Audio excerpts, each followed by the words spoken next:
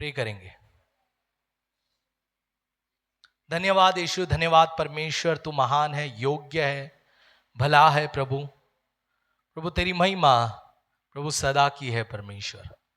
परमेश्वर हम प्रार्थना करते हैं परमेश्वर, प्रभु ये वचन के लिए प्रभु जो प्रभु तूने दिया है प्रभु परमेश्वर, ये वचन में प्रभु तेरा सामर्थ को लेकर आ परमेश्वर। प्रभु होने दे प्रभु ये वचन तू हम के प्रभु हमसे बात करे परमेश्वर, और प्रभु आपकी इच्छा हमारे ऊपर पूरी हो जाए यीशु मसीह के नाम से, आमेन आमेन। आज जो बात मुझे करना है वो है Lord command is higher than any command. परमेश्वर की आज्ञा, प्रभु की आज्ञा महान है और किसी भी तुलना में, हालेलुया, परमेश्वर की आज्ञा किसी भी आज्ञा के तुलना में बढ़कर है। हालेलुया। हमें बहुत, इस दुनिया में जब हम रहते, बहुत सारे लोग हमें ऑर्डर देते हैं, बहुत सारे लोग हमें आदेश देते हैं, बहुत सारे लोग हमें उपदेश देते हैं, बहुत सारे लोग हमें आज्ञा देते हैं, तुझे ऐसा करना है, ऐसा करना है, ये करना है, वो करना है। लेकिन उससे भी बढ़कर परमेश्वर की आज्ञा है। कितने लोग मानते हैं इस बात को? हम मानते तो है लेकिन हम करते नहीं है। क्या है? बोलो, मानते तो है लेकिन करते नहीं है। क्यों नहीं करते? क्योंकि प्रभु दिखता नहीं है ना।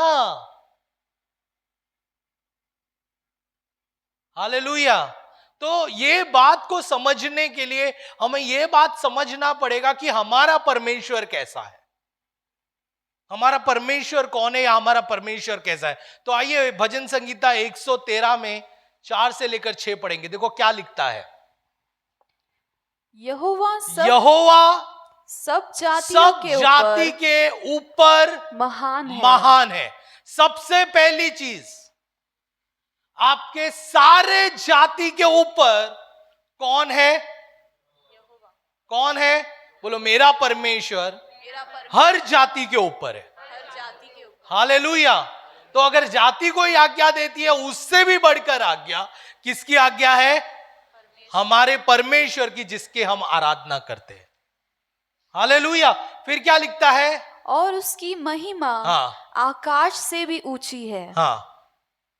हमारे परमेश्वर यहोवा के तुल्य कौन है? हमारे परमेश्वर यहोवा के तुल्य कौन है? उसकी महिमा आकाश से भी ऊंची है। वह तो ऊंचे पे विराजमान है और आकाश और पृथ्वी पर दृष्टि करने के लिए झुकता है। हालेलुया। यानी कि ये वचन के द्वारा दाऊद हमें क्या सिखाना चाहता है, क्या बताना चाहता है? दाऊद हमें यह सिखाना चाहता है कि हर एक दुनिया में जो भी चीज है, दुनिया में जो भी पशु पक्षी, जो भी इंसान, जो कुछ भी इस दुनिया में है, उससे भी बढ़कर हमारा परमेश्वर है। हालेलुया। इस दुनिया में जाति से बढ़कर हमारा परमेश्वर है। इस दुनिया के माँ बाप से बढ़कर हमारा परमेश्वर है। इस दुनिया के कंपनी से बढ़कर हमारा परमेश्वर है। बॉस, मालिक से भी बढ़कर हमारा परमेश्वर है। Hallelujah, hallelujah. तो जब वो बढ़कर है हर एक चीजों में, तो उसकी आज्ञा ऑटोमेटिकली ऊपर हो जाती है। समझ रहे आप लोग? अगर वो बढ़कर है, वो ऊंचा है, तो ऑटोमेटिकली हर एक चीजें, हर एक आज्ञा, हर एक बातें उससे ऊपर हो जाती है। आमेन।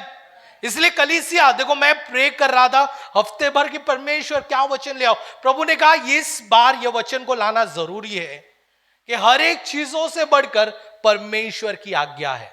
कई सारे लोग डर के मारे, बहुत सारे डर के मारे, या कौन क्या बोलेगा उसके मारे, वो लोग प्रभु की आज्ञाओं को निग्लेक्ट करते हैं, परमेश्वर की आज्ञाओं को मानते नहीं। आज हो सकता है थोड़ा कड़क जाऊं, लेकिन आप सुनिए। निग्लेक्ट करते हैं, प्रभु की आज्ञा को नहीं मानते। लेकिन मैं आपसे कहना चाहता हूं, हमें दुनिया वालों से या दुनिया की चीजों से डरना नहीं है। बाइबल क्या बताती है? उससे मत डरो जो तेरे शरीर से प्राण निकाल सकता है, बल्कि उससे डरो जो तेरे शरीर और आत्मा दोनों को नाश कर सकता है। हालेलुया। दुनिया के लोगों के अंदर सिर्फ एक ही सामर्थ्य हमारे शरीर को नाश कर सकता है, वो या हमें नुकसान पहुंचा सकता है। लेकिन हमारे परमेश्वर के अंदर वो सामर्थ्य है जो हमारे शरीर और हमारे आत्मा दोनों को नाश कर सकता है। इसलिए हमें डर सबसे बढ़कर परमेश्वर का होना चाहिए, ना कि दुनिया का। बोलो डर परमेश्वर का। बाजू वाले को बोलो डर परमेश्वर का। हालेलुया। बाइबल ना एक सुंदर कहानी बताती है। बाइबल बताती है, एक इतिहास बताती है कि जब बेबीलोनियन लोगों ने इज़राइल के ऊपर हमला किया, तो वहां के कुछ जवान लड़कों को वो लेकर गए गुलामगिरी में। कुछ अच्छे जवान लड़कों को वो लोग गुलामगिरी में लेकर गए। हालेलुया। उनमें से कुछ ऐसे लोग थे जो अच्छे पढ़े लिखे और ये थे। फिर उन्होंने क्या किया, उधर के राजा ने उन्हें कहा कि ये अच्छे लड़कों को चुनो, जो अच्छे हैं, जो बुद्धिमान हैं, जो दिखने में भी अच्छे हैं, उनको चुनो, उन्हें सिखाओ इस देश के सारी प्रथा, सारी चीजें, सारी बातें, सभी चीजें इन्हें सिखाओ और इन्हें इस देश के लिए काबिल बनाओ। हालेलुया।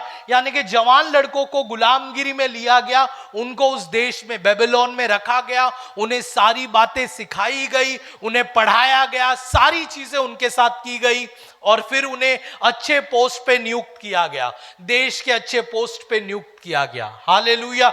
आज उसी 3 लोगों की हम कहानी सुनने वाले हैं जो इज़राइल से बेबीलोन में गुलामगिरी में गए और फिर उनके साथ क्या हुआ। दानियल का 3रा अध्याय में हम देखेंगे। दानियल का 3रा अध्याय में एक बार राजा को ऐसा लगता है कि एक मूर्ति बनाना चाहिए, अपना खुद का एक मूर्ति बनाना चाहिए। पढ़ो वहां पर। नबूकदनेस्सर राजा ने सोने की एक मूरत बनवाई, जिनकी ऊंचाई 60 हाथ और चौड़ाई 6 हाथ की थी। और उसने उसको बाबुल के प्रांत के दूरा नाम मैदान में खड़ा कराया। तब नबूकदनेस्सर राजा ने अधिपतियों, हाकिमों, गवर्नरों, जजों, देखो क्या क्या, देखो किस किस को बुलाया। देखो कोई भी मामूली व्यक्ति नहीं है यहाँ पर। कौन कौन है पहले से पढ़ते हम लोग। अधिपतियों, हाकिमों, गवर्नर, जज, खजांचियों, न्यायियों, शास्त्रियों, आदि प्रांत के सभी अधिकारियों को बुलवाया, भेजा कि उस मूर्ति की प्रतिष्ठा में आए जो उसने खड़ी कराई थी। उस मूर्ति की प्रतिष्ठा में आए जो उसने खड़ी कराई थी। तब अधिपति, हाकिम, गवर्नर, जज, खजांची, न्यायी, शास्त्री आदि प्रांत के सब अधिकारी नबूकदनेस्सर राजा की खड़ी कराई हुई मूरत की प्रतिष्ठा के लिए इकट्ठे हुए। प्रतिष्ठा के लिए इकट्ठे हुए। और फिर क्या बोला उनको? और उस मूरत के सामने खड़े हुए। तब ढिंडोरियों ने, मूरत के सामने ये लोग सब लोग खड़े हो गए। मामूली लोग थे, अच्छे पढ़े लिखे, बोलो अच्छे पढ़े लिखे लोग, शास्त्री लोग, ये लोग सब लोग, ये लोग खड़े हो गए। और फिर तब ढिंडोरियों ने ऊंचे शब्द से पुकार कर कहा, हे देश देश और जाति जाति के लोगों और भिन्न भिन्न भाषा बोलने वालों, तुमको यह आज्ञा सुनाई जाती है कि जिस समय तुम नरसिंगे, बांसुली, बीना और सारंगी, सितार, शहनाई आदि सब प्रकार के बाजों का शब्द सुनो, सब प्रकार के बाजों का शब्द सुनोगे तो तुम उसी समय गिरकर नबूकदनेस्सर राजा की खड़ी कराई हुई सोने की मूरत को दंडवत करो। सोने की मूरत को नमस्कार करो या दंडवत करो। और जो कोई गिरकर दंडवत नहीं करेगा, जो कोई नमस्कार नहीं करेगा, जो कोई दंडवत नहीं करेगा, वह उसी घड़ी हाँ, धधकते हुए भट्टे के बीच में डाल दिया जाएगा। धधकते हुए बट्टे के बीच में डाल दिया जाएगा। हालेलुया। नेबूकदनेस्सर राजा ने एक ऐलान किया। उसने, बाइबल बताती है, उसने अपने एक सोने की मूर्ति बनाई और उसके बाद, यहां पर देख सकते हैं आप लोग, एक सोने की मूर्ति बनाई और उसके बाद उसने ऐलान किया कि सभी लोगों को, भले ही कोई भी जाति के लोग अगर उसके देश में रहते हैं, उस प्रांत में रहते हैं, तो वहां के लोगों को तुम्हें इस मूर्ति के सामने झुकना है, तुम्हें दंडवत करना है, इस बात का वहां पर ऐलान किया। हालेलुया। और यह भी कहा कि जो लोग नहीं करेंगे उन्हें धड़कती हुई आग में डाल देंगे। हालेलुया। यानी कि जान का खतरा। कई बार हमारे सामने भी इस तरीके के सिचुएशन आते हैं ना। अगर तू ये काम नहीं करेगा तो तुझे नौकरी से निकाल देंगे, अगर तू ये काम नहीं करेगा तो तेरे परिवार को हम ये नहीं करेंगे, अगर तू ये काम नहीं करेगा तो तुझे जाति से निकाल देंगे, अगर तू ये काम नहीं करेगा तो तेरे को हम बिल्डिंग में मान नहीं देंगे, अगर तू ये काम नहीं करेगा तो तेरे साथ ऐसा करेंगे, तेरे साथ वैसा करेंगे। इस तरीके के सिचुएशन हमारे साथ भी आती है। Hallelujah, hallelujah. उस समय पर हमें यह तय करना है कि किसकी आज्ञा को हमें मानना है। क्या परमेश्वर की आज्ञा को हमें मानना है या जाति की आज्ञा को मानना है? तो उस समय हमें यह याद आना चाहिए कि मेरा परमेश्वर हर एक चीजों से बढ़कर है, हर एक चीजों से महान है। हालेलुया। ये खतरनाक सिचुएशन है यहां पर। और फिर बाइबल बताती है 3 लोग, 8वां वचन पढ़ेंगे हम लोग। उसी समय हाँ, कई एक कसदी पुरुष राजा के पास आए, हाँ, और कपट से यहूदियों की चुगली खाई। हाँ, वे नबूकदनेस्सर राजा से कहने लगे, यहूदियों की चुगली खाई।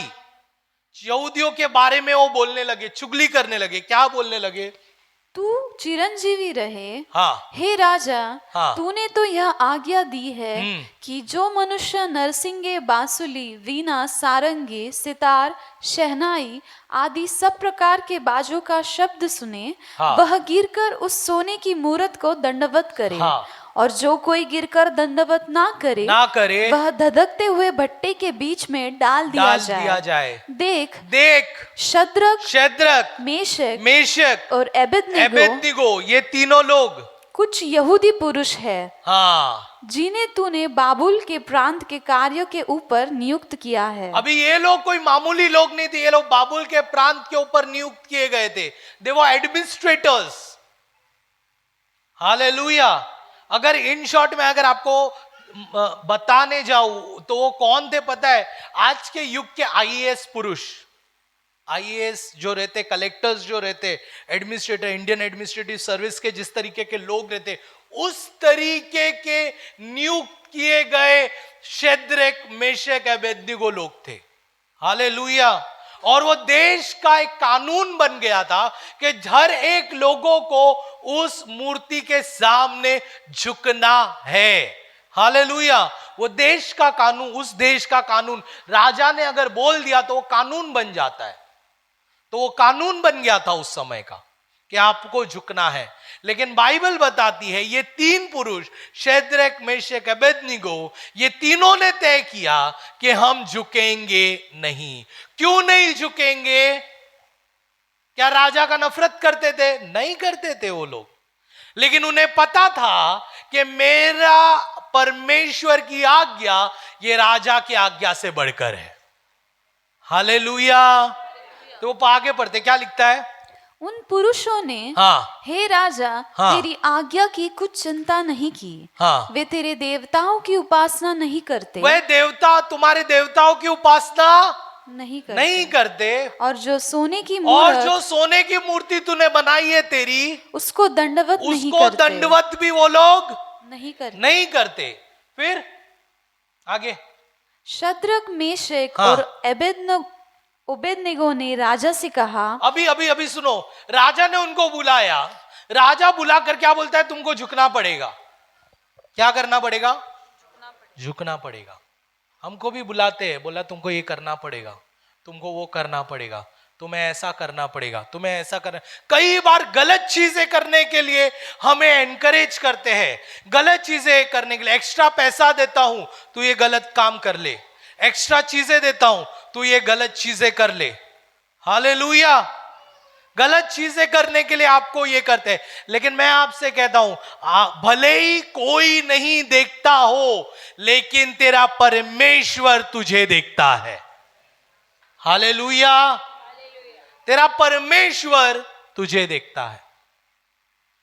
मैं कह रहा, हम आगे पढ़ेंगे क्या लिखता है उधर, वो क्या बोलता है। शद्रक, मेशक और अबेदनेगो ने हाँ, राजा से कहा, हाँ, हे नबूकदनेस्सर, इस विषय में तुझे उत्तर देने का हमें कुछ प्रयोजन नहीं जान पड़ता। हाँ, हमारा परमेश्वर जिसकी हम उपासना करते हमारा हैं, परमेश्वर जिसकी हम उपासना करते हैं, वह हमको उस धधकते हुए भट्टे की आग से बचाने की शक्ति रखता है। धधकते हुए भट्टे से आग से बचाने की शक्ति रखता है। वरना हे राजा, हाँ, वह हमें तेरे हाथ से भी छुड़ा सकता है। छुड़ा सकता है, परंतु यदि नहीं तो हे राजा, हाँ, तुझे मालूम हो कि हम लोग तेरे देवताओं की उपासना नहीं करेंगे और न तेरी खड़ी कराई हुई सोने की मूरत को दंडवत करेंगे। द प्रॉब्लम, देखो यहां पर शद्रक, मेशक, अबेदनेगो ने एक ना करेज का कदम उठाया, एक हिम्मत का कदम उठाया। क्या कदम उठाया उसने? उन्होंने कहा कि हमें अगर आप धधकते हुए आग के भट्टी में भी डाल दो, परमेश्वर हमें छुड़ा सकता है। लेकिन अगर नहीं छुड़ाएगा ना, तो भी हम नहीं करेंगे तेरे परमेश्वर के पास, तो भी हम मूर्ति के सामने नहीं झुकेंगे। क्यों? क्योंकि हमारे लिए परमेश्वर की आज्ञा तेरी आज्ञा से बढ़कर है। हालेलुया। अभी एक बात सुनना, ये लोग जवानी की उम्र में, आई थिंक 15-16 साल या उससे भी कम उम्र में, ये लोग को इज़राइल से गुलाम बनकर बेबीलोन में लाया था। क्या? इज़राइल से गुलाम, ध्यान से सुना, इज़राइल से गुलामगिरी में इनको बेबीलोन में लाया था और वहां पर सारी चीजें उन्हें सिखाई थी। यानी कि 15-16 साल या उससे भी कम समय वो लोग अपने घर में रहते थे और वहां पर वो लोग अपने परमेश्वर के बारे में, यहोवा के बारे में वो लोग सीखते थे। हालेलुया। और क्यों ये लोग ने ऐसा तय किया कि वो लोग नहीं झुकेंगे? कौन सा वचन है? निर्गमन का 20 अध्याय, देखो क्या लिखता है वहां पर, 20 अध्याय 4-6 क्या लिखता है? तू मुझे छोड़। ये 10 आज्ञा है जो मूसा ने यहूदियों को दी थी। 10 आज्ञा है, उसमें से दूसरी आज्ञा देखो क्या लिखता है। दूसरी आज्ञा, तू मुझे छोड़ दूसरों को ईश्वर करके ना मानना। और फिर तू अपने लिए कोई मूर्ति खोद कर ना बनाना, ना किसी की प्रतिमा बनाना जो आकाश में, हाँ, व पृथ्वी पर, हाँ, व पृथ्वी के जल में है। हाँ, तू उनको दंडवत ना करना। तू उनको क्या ना करना? ये कहां सीखा था वो लोग ने? बोलो अपने घर में। अपने घर में वो लोग ने सीखा था कि हमें किसी भी मूर्ति के सामने दंडवत नहीं करना है। फिर वो लोग गुलामगिरी में बेबीलोन में गए और बेबीलोन में वो लोग सीखे, पढ़े और अब वो लोग प्रांत के अधिकारी बने, सारी चीजें बने, लेकिन परमेश्वर के वचन को नहीं भूला उन्होंने। हालेलुया। सब कुछ कर किया, लेकिन परमेश्वर का जो वचन है उनको उन्होंने नहीं भूला। क्योंकि प्रभु का वचन क्या कहता है? हमें दंडवत नहीं करना। ये वचन को ले लिया और वो वचन को वो लोग, वचन के लिए वो लोग खड़े रहे। हालेलुया। अब मेरे को एक बात बताओ, वहां पर क्या उनके माँ बाप थे? हाँ या ना? वो लोग गुलाम बनकर आए थे, राइट, इस बेबीलोन में। तो बेबीलोन में उनके माँ बाप थे? पास्टर्स थे? कोई लीडर था? कोई भी नहीं था। तो झुक जाते तो कौन देखता? झुक जाते कौन देखता? मैं ऑफिस में थोड़ा गड़बड़ करता हूं, कौन देखता? मैं थोड़ा सा फोन घुमाकर थोड़ा फ्लर्टिंग कर लेता हूं, कौन देखता? इंस्टाग्राम में किसको पोक करता हूं, कौन देखता है? हालेलुया। कौन देख रहा है?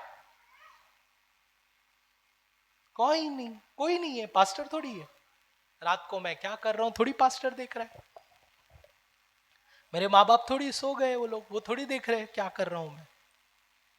ऑफिस में मैं बैठकर क्या कर रहा हूं थोड़ी कोई देख रहा है। हालेलुया। यहां पर भी इन लड़कों को पूरा मौका था। कौन है यार, ये झुककर खत्म करते हैं ना यार। बहुत सारे लोग ऐसे ही रहते हैं, अरे खत्म करते हैं ना, अरे थोड़ा अगर खत्म कर देगा तो क्या प्रॉब्लम होने वाला है, खत्म कर देते हैं ना। और दूसरे लोग भी हमको आकर यही बोलते हैं, अरे खत्म कर देना क्या फर्क पड़ता है, तेरा तू करते रहना साइड में, संडे को तू करते रहना, थोड़ा सा पी लेना, थोड़ा सा खा लेना, संडे को फिर जाकर ये बोल देना प्रभु क्षमा करो क्षमा करो, मंडे को वापस से वही चालू। कौन देख रहा है? कौन देख रहा है? कोई नहीं देख रहा है। भले ही तुम्हें कोई नहीं देखता हो, लेकिन बाइबल बताती है कि परमेश्वर की दृष्टि सदा उसके बच्चों पर लगी रहती है। हालेलुया।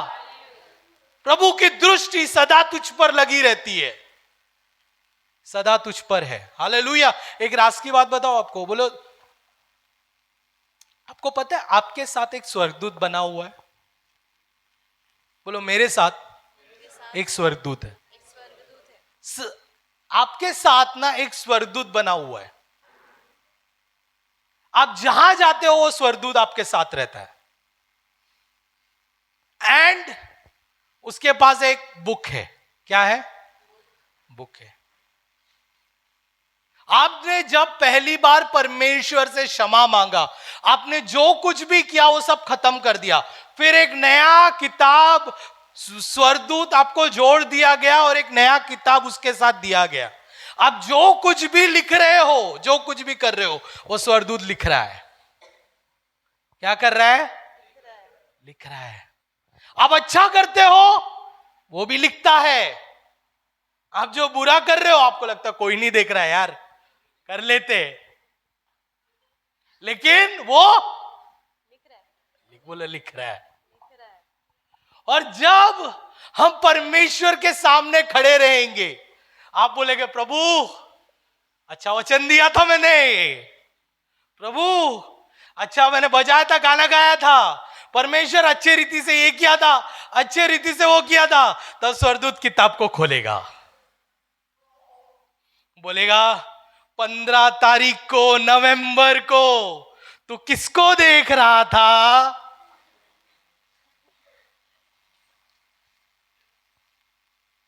तेरे मन में क्या हुआ? रात के वक्त तूने मुंह के अंदर गाली दिया। अरे मुंह बोला, अंदर तो बोला, लिख लिया उसने। हालेलुया। भले ही कोई नहीं देखता है, लेकिन तेरा प्रभु तुझे देख रहा है। हालेलुया।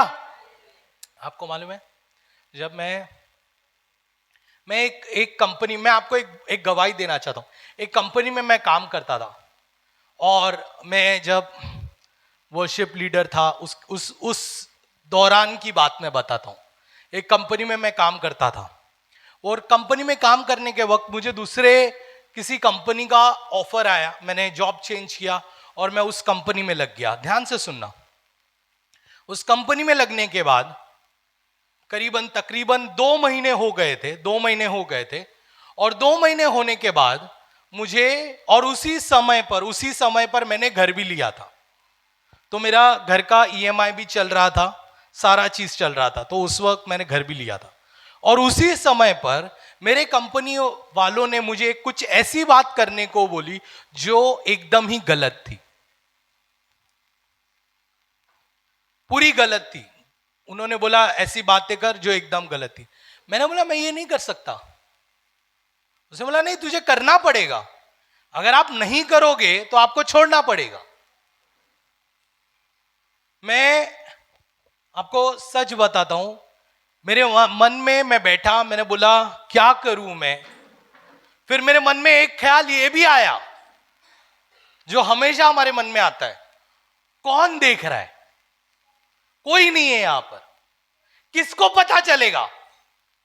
किसी को पता नहीं चलने वाला है।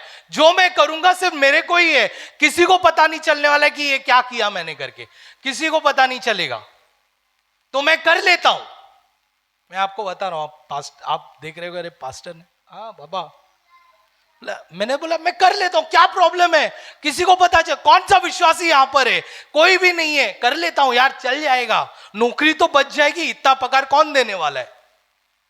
लेकिन फिर मेरे मन में आया, नहीं, भले ही यहां पर कोई नहीं दिखता है, लेकिन मेरा परमेश्वर मुझे देख रहा है।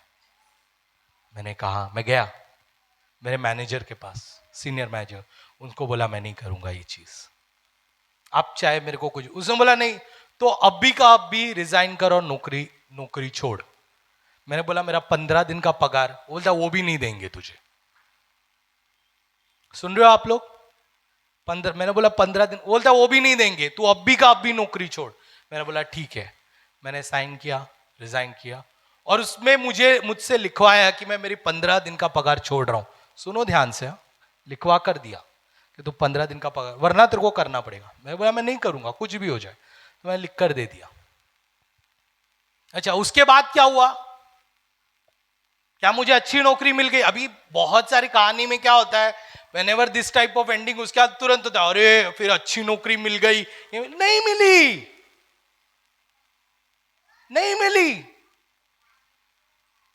तो उसके बाद ना, मैंने जिस पगार पे मैंने वो कंपनी ज्वाइन की थी, उससे 50% नीचे के पगार पे मेरे को दूसरी कंपनी में जॉब मिला। मेरे पास इतने ही पैसे थे कि मैं मेरा ईएमआई भर सकूं, मेरा मम्मी को कुछ दे सकूं, मम्मी डैडी को कुछ दे सकूं, और मेरा पास बाइक के ट्रैवलिंग के, पेट्रोल भरने के उतने ही पैसे मेरे पास थे।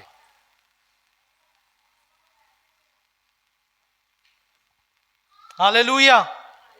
और उस वक्त कितनी बार जब मैं उस नौकरी पर 50% कम की नौकरी पर जाता था, मेरे को ऐसा मन में आता था अरे क्या कर दिया मैंने। लेकिन फिर पवित्र आत्मा मुझे घेर लेता था और वो करता था, तूने परमेश्वर के महिमा के लिए किया है और परमेश्वर तुझे ऊंचा उठाने वाला है। आमीन, हालेलुया। 9 महीना, 9 के 10 महीना मैं ऐसे ही चलता रहा। 9-10 महीने के बाद मुझे दूसरे कंपनी से ऑफर आया, जिसने मुझे, जो पहली कंपनी थी उससे भी बढ़कर पगार की नौकरी थी। लेकिन 10 महीना मुझे प्रभु ने वो आग में से लेकर गया, लेकिन वो आग में भी परमेश्वर मेरे साथ था। हालेलुया। समटाइम करेज का स्टेप उठाना मुश्किल लगेगा। कभी कभी आपको लगेगा अरे यार क्या, मैं क्यों, कोई देख नहीं रहा ना, कर लेता हूं। लेकिन मैं आपसे कहना चाहता हूं, परमेश्वर आपको देख रहा है। वो समय पर आपको थोड़ा सा ब्लेस, कुछ बोलते ना, हासिल करने के लिए आप वो काम को करोगे, लेकिन आप हमेशा की आशीष को खो बैठोगे। हालेलुया। शद्रक मेशक अबेदनीगो को, आगे पढ़ते, उनको आग में डाला गया। बाइबल क्या बताती है? आग में उन्हें डाला गया। और जब आग में उन्हें डाला गया तो निकोबनजर राजा वो देखता है कि मैंने 3 को डाला था, लेकिन कौन है? चौथा व्यक्ति है। डाला तो मैंने 3 को था, लेकिन दिख मुझे चौथा रहा है। और वो क्या कहता है मालूम है? ये जो दिख रहा है ये कोई मामूली व्यक्ति नहीं, ये मुझे परमेश्वर के पुत्र के समान दिख रहा है। हालेलुया। किसी इंसान के समान नहीं, लेकिन परमेश्वर के पुत्र के समान। वो आग को ठंडा करते हैं, उन्हें बाहर बुलाते हैं, और जब उनको बाहर बुलाते हैं, निबूकदनेस्सर राजा देखता है कि उनके शरीर में कुछ भी आग नहीं लगा, उनके कपड़े तक भी नहीं जले हैं। हालेलुया। जब आप प्रभु की आज्ञाओं को मानने को आगे बढ़ोगे, मुश्किल है, लेकिन मैं आपसे कहना चाहता हूं, आप भले ही आग से गुजरोगे, लेकिन परमेश्वर आपके साथ रहेगा। Hallelujah, hallelujah. प्रभु आपके साथ रहेगा। आपको बार बार वो शैतान उकसाएगा कि उस बियर बार के लाइन में जाने के लिए, अरे थोड़ा सा चला जाता हूं मैं, लेकिन आप वो करेज करके उधर से हट जाना, परमेश्वर आपको संभालेगा। Hallelujah, hallelujah.